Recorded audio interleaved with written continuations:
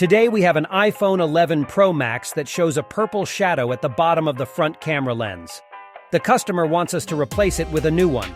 In this phone, replacing the front camera is not as simple as in the older models, because the front camera is encapsulated with the infrared camera and the dot projector inside a metal shield.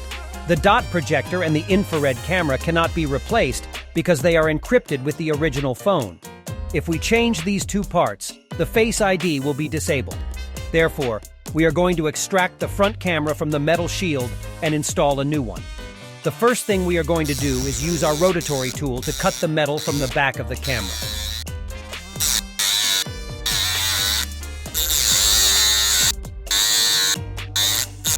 Then apply air to clean the area, followed by inserting the pry tool to lift the shield.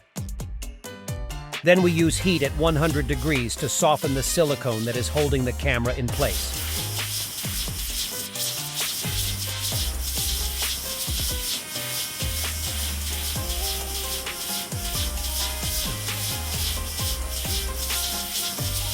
With a pry tool, we remove the camera and repeat the same steps to extract the new camera. We just have to be careful not to go too deep with the rotatory tool or we may damage the new camera. Did you know that at Cell Phone Repair Academy, we offer courses that cover everything from the basics to advanced techniques, so you can learn how to fix your phone yourself.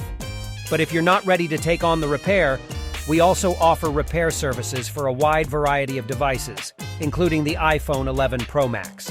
So whether you want to learn how to fix your phone or simply want it fixed quickly and efficiently, visit our website at cellphonerepairacademy.com to learn more.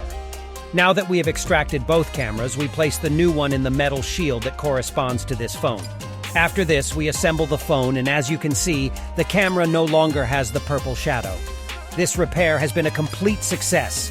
Don't forget to give us a like and subscribe.